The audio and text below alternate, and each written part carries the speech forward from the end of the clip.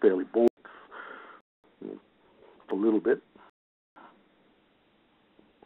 And we'll select fill color.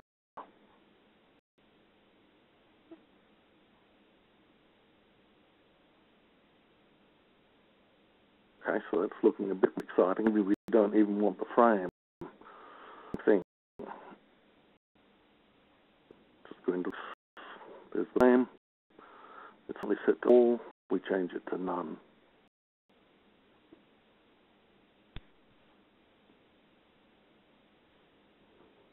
Okay. You can see, you can do pretty normal typesetting functions just by point and click. What I will now is show you how you can combine single and double columns. That's something that's a little bit trickier. So back into my map manager, and I will go for section. And I will see at the end of the section, I will page like one column, and on the section title, which is down to titles, at the end of it, I will select the page type 2 column. And as soon as the section title finishes, it moves into 2-column mode, and as soon as it finishes, it flips back to single-column mode.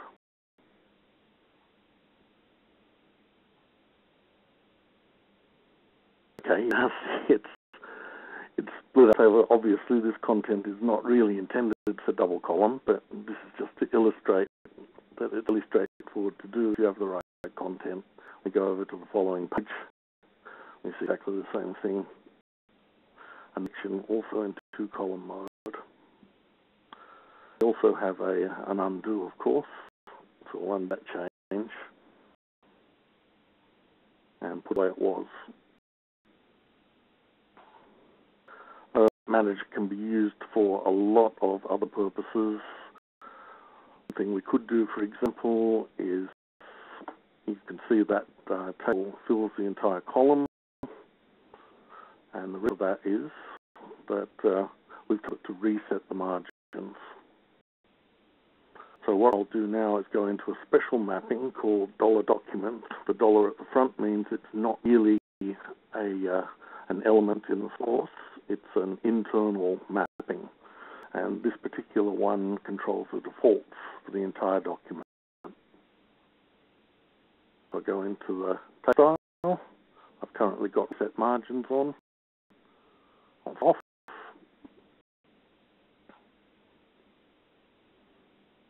And you see that the table now conforms to the current column width.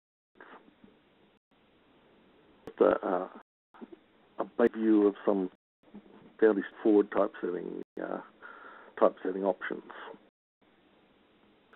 Now something a little bit more sophisticated. Say we want a continuation heading at the top of each page, so it tells you what topic is currently in force, covered from the previous page. We can do it by going to Map Manager again. About custom markers, I'll tell you what that means in just a minute. But what I got is my title level equals topic, and we'll go to a different tab. This one's content. This enables you to save and reassign and reuse material. In this case, I will assign content to running head level 1. TopLeaf supports 5 levels of running heads, but we'll just use one for this. We'll back into our elements, and we'll say we want to kill that running head at the end of the topic. one has concepts and tasks. So on the end tag of the concept, we'll cancel running head 1, and we'll do the same thing for task. Anyway, we'll set it on topic and let everything fall through, since a task is a type of topic and a concept is a type of topic. The answer is you can, but normally in our experience, we don't like doing that because TopLeaf mappings can be quite sophisticated.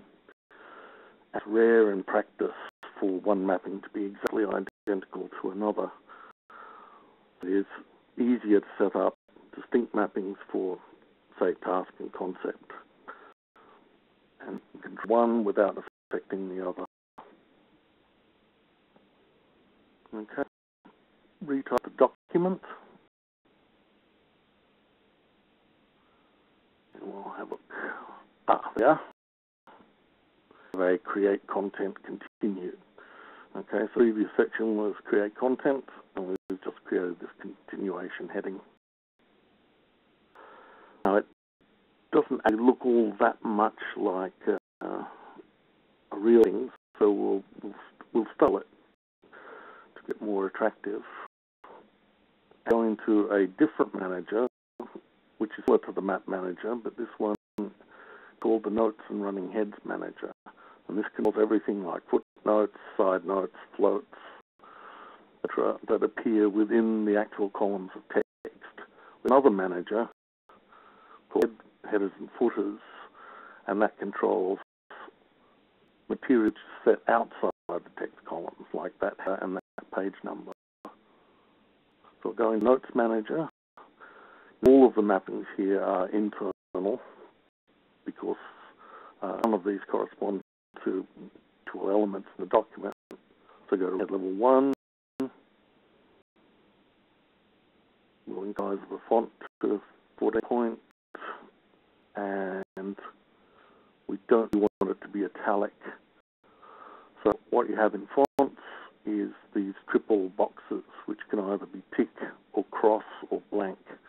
That means either turn it on, turn it off, or just go with the current setting. So we'll turn off the italic, putting X in there.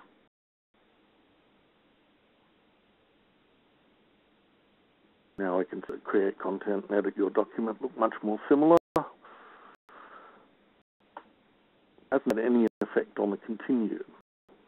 So with that, if we go back into our Notes Manager, we can see that in this special called Custom, we have something that looks like an XML tag called Continued. And this is what we call a custom marker because it marks up custom content. Basically just pre-content, post-content. You've got an inline, you could put a paren at the start of a phrase and an end paren at the end.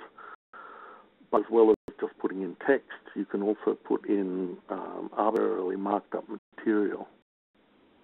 And I've just invented a custom marker called Continued, which controls its own font, and it acts exactly like a regular tag mapping.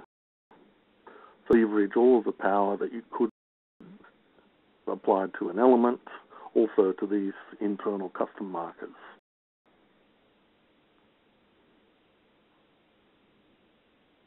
And if we go to our map manager, you can see that the custom markers are listed here. And there is one called Continued. You'll see all custom markers start with a %. % means user defined. $ system defined, and no symbol means document element.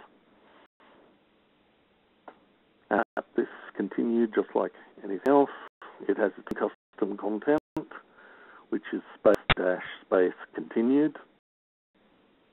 It has its own font setting. So that's why anything we did to the running head as a whole does not affect continued. It's entirely independent. But I'll switch off the italic here just to show that we can do it. When we document again, it's no longer in italic. Okay, a couple more things. Images. Okay, got image which is big, and we want to make it a little bit more and more attractive. So what we'll do is, this is an inline image, by the way, which is why it's hard up against the text. If it were a block image, then you could control the space above and below, but inline just flows with the text. So it's very big for an inline graphic. To our map manager, search for the mapping called image inline. Placement equals inline. You can do there's an image mapping and a separate image placement equals inline mapping. You can select mappings on the basis of attributes or on the basis of their pets and other ancestors, and even things like whether it's the first in the series or the last in the series. So once this, we'll go to the image tab. What it says is I will bring in the image from the attribute called href, and what I'll do is I will change maximum width to 120 points. Look at that, see what happens. Okay, it's gone entirely. And the reason is it's now so small that it's pulled back to the previous page. That's a bit too small. So we'll bump it back up a bit. Say 240, might be a bit better.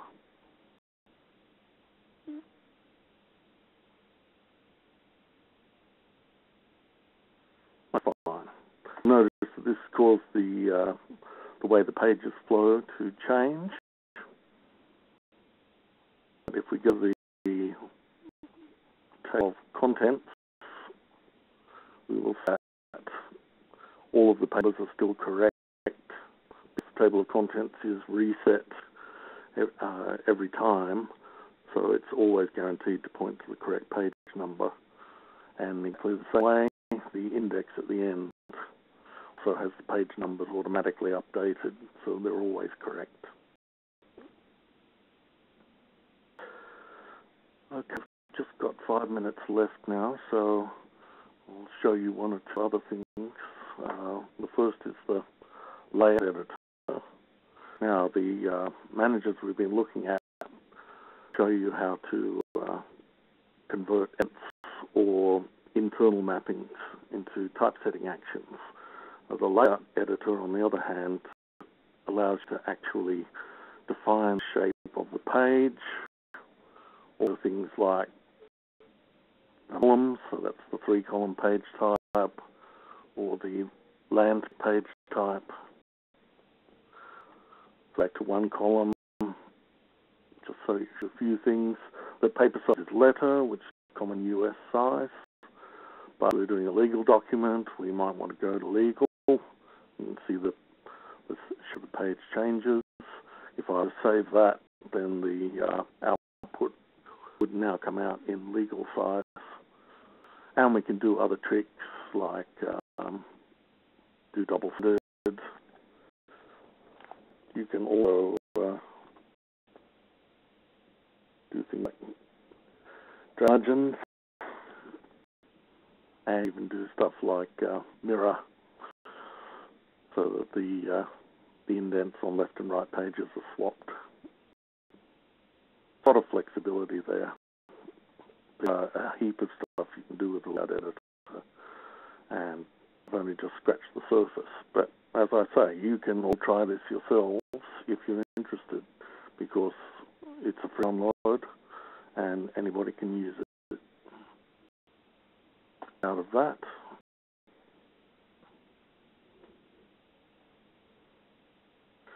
okay, we'll go back to our XMetaL now. We'll run this output again.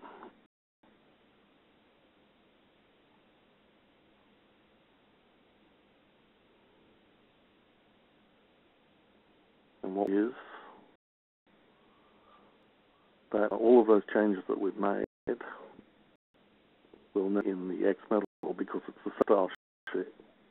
The style sheet the XMetaL uses is exactly the same style sheet as we've just been editing. So if we say chapter 1, there's our below short description.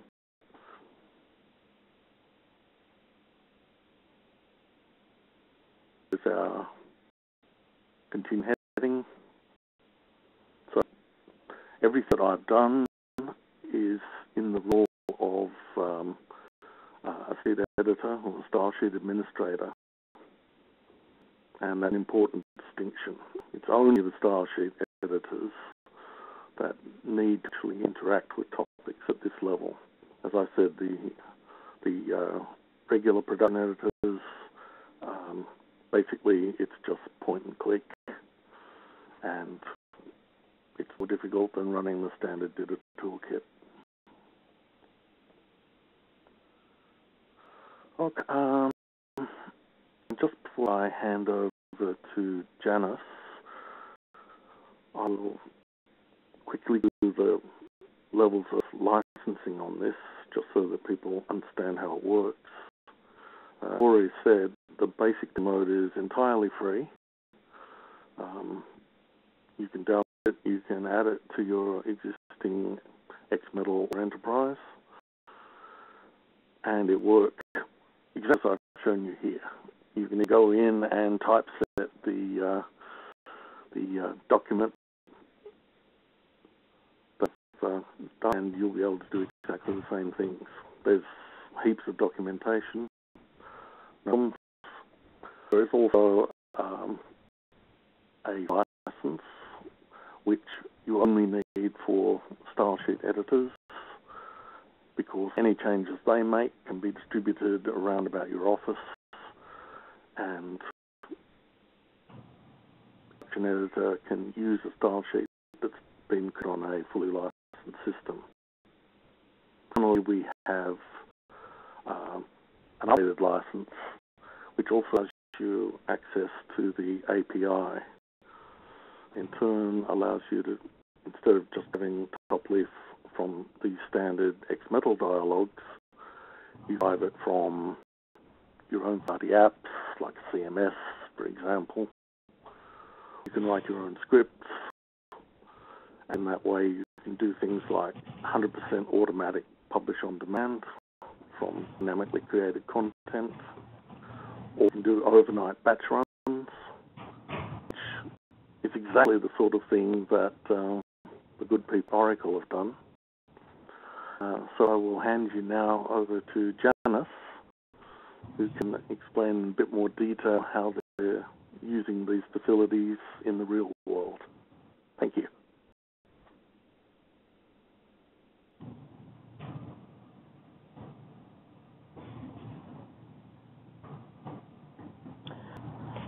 Everyone, can you hear me? I'm assuming you can. Let me know if there's a problem. Let me start the slideshow.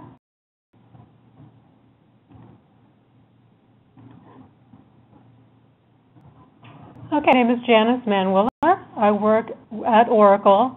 Specifically, I work with a team at a company that was previously Endeca. We were acquired by Oracle just about a year ago. And we did our TopLeaf implementation shortly before that. We've been using TopLeaf for just about a year, and we started working on it a few months before that. What I'm going to do today is talk about our team, talk about why we decided to go with TopLeaf, and some of the requirements we had for using TopLeaf. A few examples of how we use TopLeaf functions to get look and feel and effects that we wanted in our specific PDFs. specifically using telltales, suppressing headings on chapter title pages, and using custom markers. So showing some of the things that Geoff went over during his part of the presentation, showing how specifically we are using them in our PDFs. And finally, I'll talk briefly about how we use TopLeaf in our nightly build process. The PDFs that we post to Oracle and that we publish to our customers are generated by a nightly build process automatically. We do generate things from within XML while we're developing and for testing, but the actual published content is produced by the nightly build process, and we have integrated that with the tile sheets. So quickly about our team, we're a stock team, about 5 writers. We on multiple Oracle and DITA products. We use XMetaL to create our DITA source, and we generate PDFs using TopLeaf and also web help output using XMetal's web help. And as I mentioned earlier, the published output is generated by an automatic nightly build process, not manually by the writers. I'm also responsible for managing the TopLeaf style sheets, so I do all the editing of the style sheets and checking them into our source control and making sure that all the writers have the most up-to-date style sheets. The big one with TopLeaf was to improve the look and feel of our PDF output, to get some effects that we couldn't get easily with just the basic XSL style sheets, and to avoid having to go through the trouble of maintaining XSL style sheets and the complexity of that, as Geoff mentioned. And also be able to make changes quickly and deploy them quickly. So any notices something, a spacing is off, there's a tag that we didn't think we were using before, I can quickly explore that, test updates, and within a day or two, the updated style sheets, send a note to all the writers, send a note to the person managing the build process, and have the changes in place within a couple of days. To be able to work with the nightly build process. So the things that the output generated by the build is the same as the output that we generate from XMetal directly. A few examples of using specific TopLeaf functions in our PDFs. First of all, use TopLeaf telltales. And in TopLeaf, a telltale is what some people would call a running header, although they use the term slightly differently. And we needed to do with at the top of every page, display and chapter title. It's a common thing to want to do in printed or PDF output. So we had to work with multiple TopLeaf functions to get that to happen. So first of all, in the custom marker that we use for the chapter title, the thing called Geoff assigns something to a running header. In case we assign the chapter title to the first telltale. So this is content that is displayed at the top or the bottom of a page. In the footers tool, there's a block called head, and that block can be used at the top or the bottom of the page. And that block contains whatever the first telltale is. In this case, the first telltale is the chapter title. I also used this to format it, font, spacing, and so on. The page layout tool, with the block, they wanted the chapter title to display, and we display the head block. The page block contains the head. The head is assigned the first telltale, and the telltale is assigned to the chapter title. So all those things together, we get the effect we want, which is chapter title displaying at the top of every page when the book's generated. With something a little different for the index, however, because the index is not a chapter title. In TopLeaf, there's a specific variable that always contains the title of the index, and you set that to be anything you want. Usually it's index.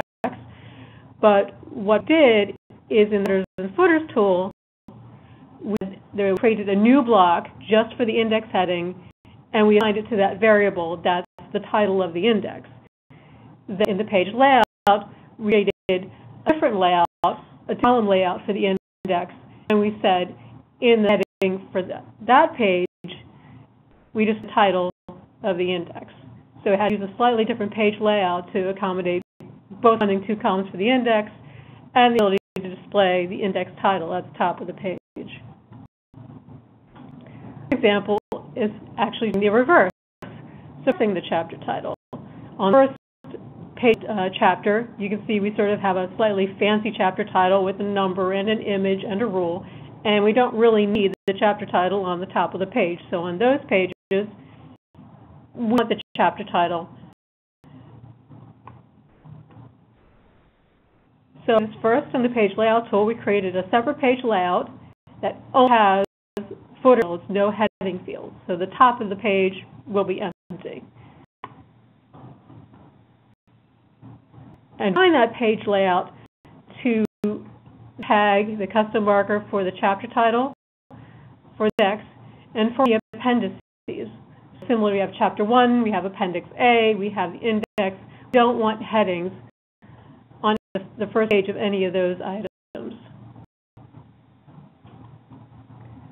We did some advanced formatting to say only apply to that page. So after the first page of the index or the chapter or the appendix, go back to the default layout, which is what I showed you earlier. That includes the chapter title at the top of the page. A couple examples of using custom markers for slightly more complex things in our guides. So the first thing, as we just saw, for our chapter titles and our appendix titles, we have a slightly complex display. It has title, it has number, it has chapter, it has a horizontal rule, it has an image. So we need to put all those things together because obviously in your XML source, the only thing you have is a topic title. What we did is in the map manager, we created multiple custom markers. As you can see here, we have a chapter heading, an image, the horizontal rule, and they're all stored in various custom markers. The chapter heading tag, we put them all together.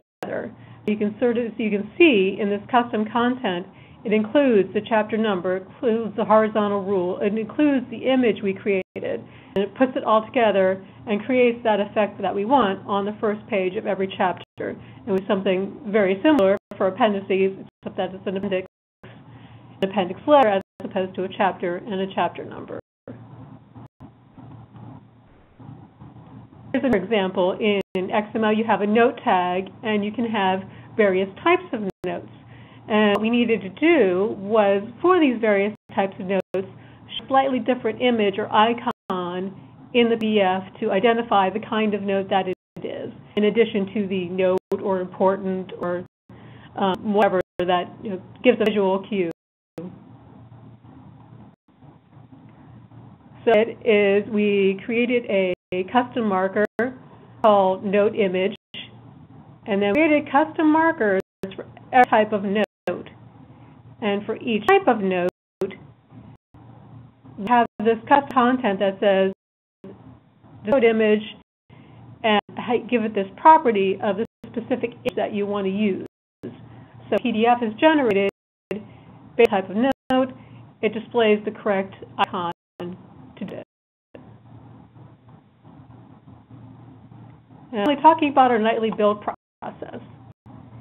So how we have this set up in our is that every guide has associated properties file that tell the build process what to do with it. For example, it says whether to generate a PDF, what name of the PDF, what style sheet to use for web help, and the other thing, the main thing for TopLeaf, of course, is what style sheet to use. We actually have 3 different style sheets to accommodate slightly different structures of guide. So each guide, you want to specify which style sheet applies to that guide. The style sheets are also then installed on our build machines. And when the build process, the until script goes through, it looks at the properties file. It sees what TopLeaf style sheet is supposed to be used for each guide. And then it generates the PDF using that specific style sheet. The process is fully automated, so adding a new guide or adding a new style sheet is very easy. You just install the new style sheet, specify the name in the properties file for whatever guide is going to use it, and the guide is generated correctly.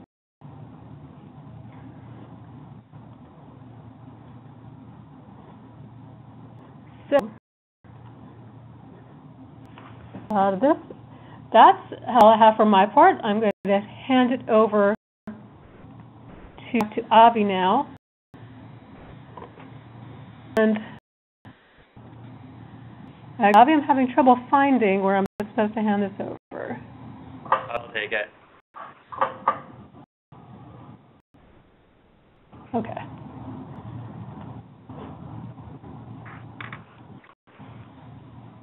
Thank you, Janice and Geoff. I'm going to open it up to questions now. If anybody has anything they'd like to ask, please feel free. Just type it in the chat box or Q&A section.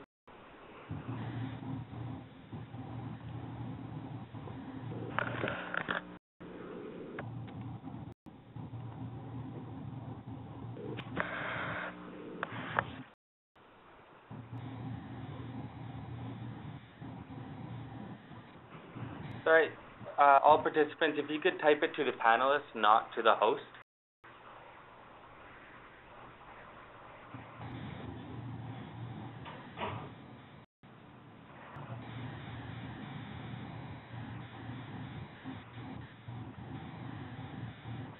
Jess and Geoff, does this work with TriSoft? The question that came through. Okay.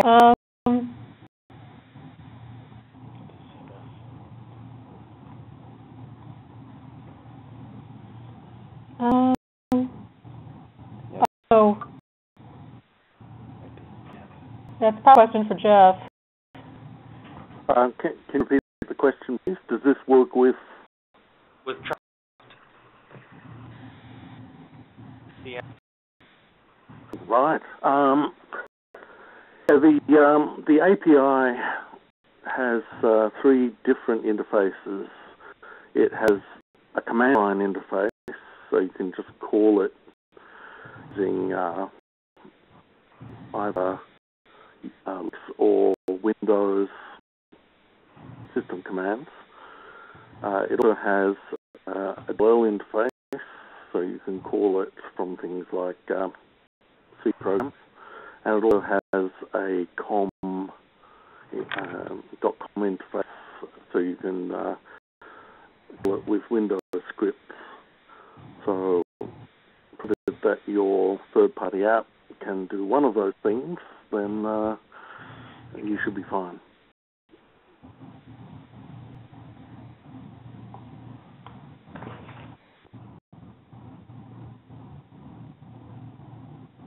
I can't see the Q&A thing at the moment. Can you... Yes, can you see chat? There's some questions in there as well. Sorry, just to clarify, Diane, what did you mean with does this work with TriSoft?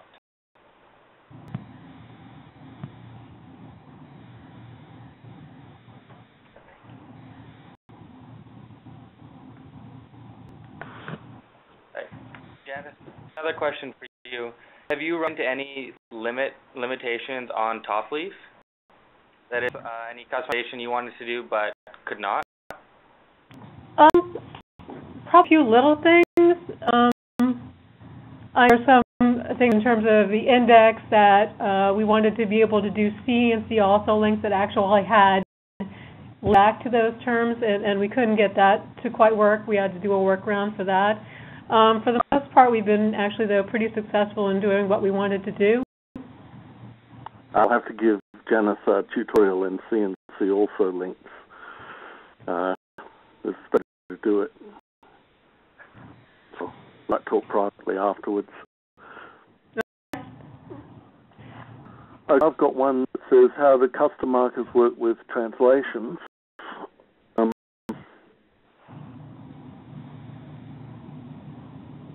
All of the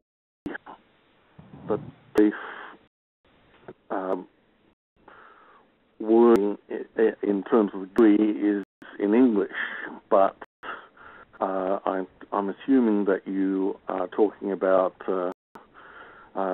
using material in other languages, that's quite straightforward. Various boilerplating mechanisms. You will notice that Janice mentioned a variable called L-index, and that's for language index, and if it was, when you could say, I don't know what the German for index is, but ein Alt or something like that. And then you can base the language on the appropriate. You can actually feed in a set of values for these variables from an external file based on the language of the document.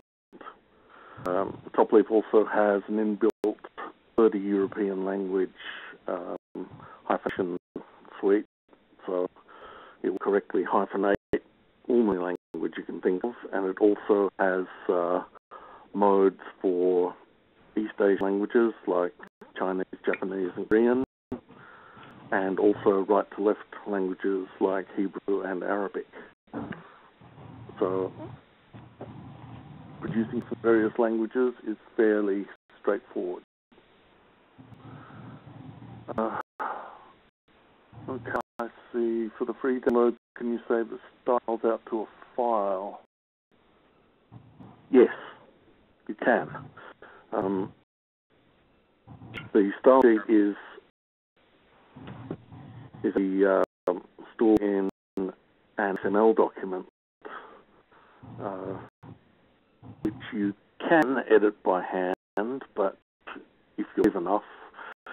But what you can do is just take it and drop into any other system, and in particular a style sheet that's created with a licensed system you run on the free system with remarks or anything. I should say the free system allows you to run anything, but if you try and change a style sheet, it will do it for you, so you can do all of the things that I've done.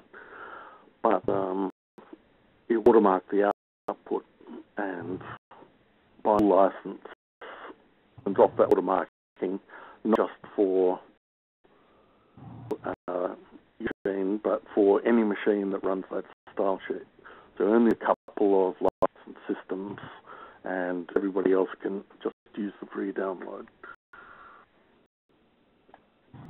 Actually, how we have ours implemented, I'm the one who has the full license for the style sheets, and then everyone else just installs them on their machine.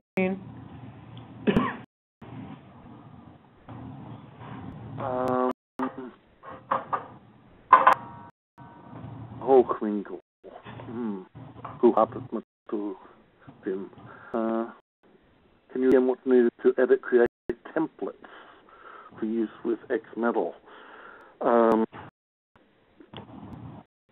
Could have two possible meanings. If you're thinking about how do you get the vision in the generated output, one is automatically appears as soon as you install the plugin. Talking about how do you create style sheets, where you for use with XMetaL. The XMetaL is used to create the source. It's not really doing the styling itself. But if you want to create a new document style, the easiest way is to just copy the similar one and make the appropriate modifications. Just down.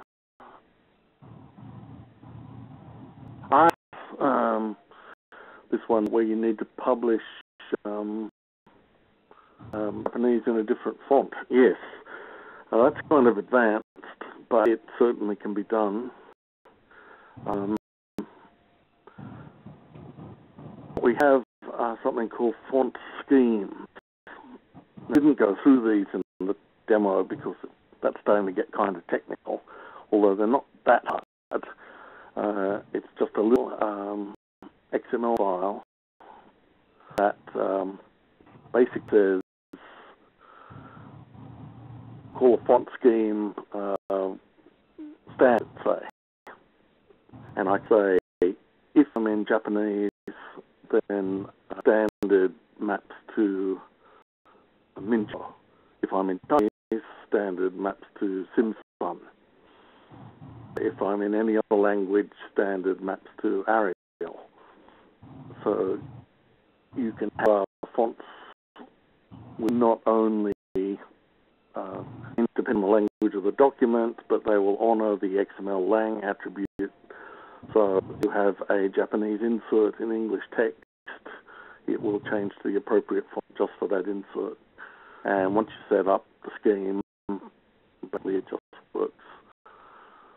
So that is a tiny bit tricky to set up, but it's all documented. And when we've done it, it'll just work. Okay. I think that's questions that I can see, Avi. I see a question about how many person days did it take to develop our style sheets?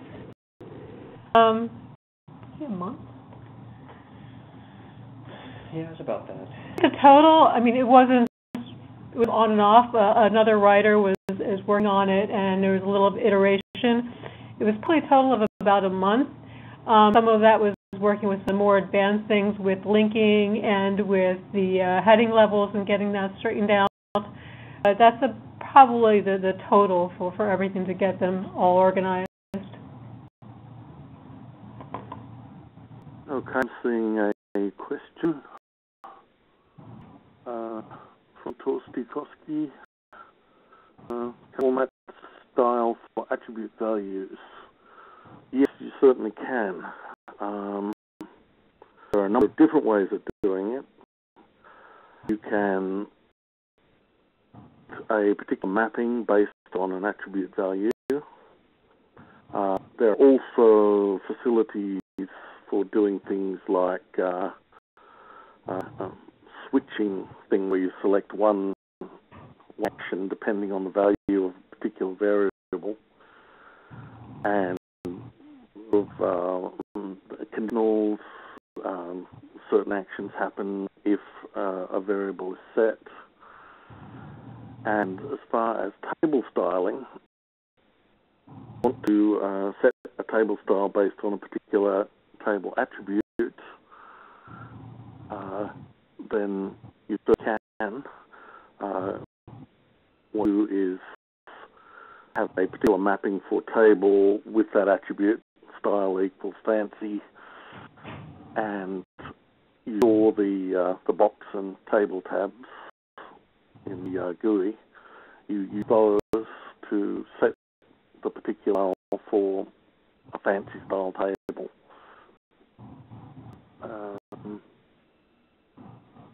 Combined in the same PDF from Jennifer Koch. Yes, absolutely. You can combine languages. You can have Arabic text with English inserts or English text with Arabic inserts, which is kind of tricky because of the right to left, left to right business. But it can be done. You can have catalog or a one thing with 7 different languages. That's trivial. That's easy. The challenge with languages are things like setting up for the hyphenation and line-breaking rules, which are slightly different for Asian languages than they are for European languages. But most of that is just handled automatically. So yeah, you can combine languages to any degree you want, either side by side or one above the other, or all mixed together. Works. Okay. Does TopLeaf replace the need for a formatter such as Antenna House or XCP? Yes. Basically, it sits in sort of ecological niche.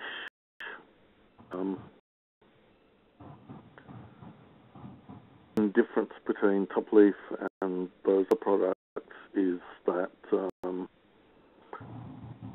you require a knowledge of XSLT, a special XSLT builder mechanism.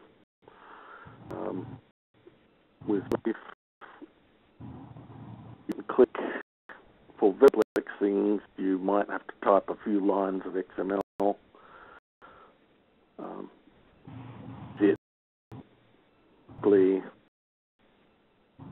Think only as hard as they absolutely have to be.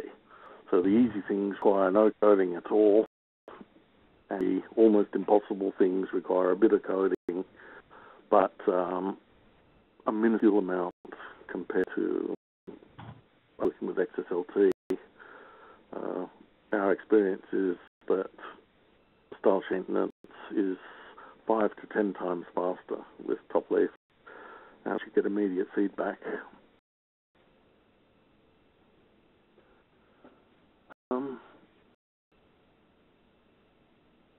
Will we put existing style sheets and then made it? Yes. Yes. The style sheets are just files. You can copy them. You can copy the entire style sheet folder under a different name, and then you just select that style sheet and edit it. It's no problem at all. Thank you, Janice and Geoff. That ends the webinar for now. Thank you to, again, Janice and Geoff for their time and willingness to share information. Also, thanks for everyone for attending. We're glad you could join us, and we hope that this provided you with the information that you were looking for. Just as a reminder, I'll be sending everyone the link with recorded webinar for future reference, as well as sending it to colleagues. It will also be available on our website. Finally, please let me know if you have any additional questions. We'll be more than happy to answer them for you. You see our contact information up on the screen now. And enjoy the rest of your day.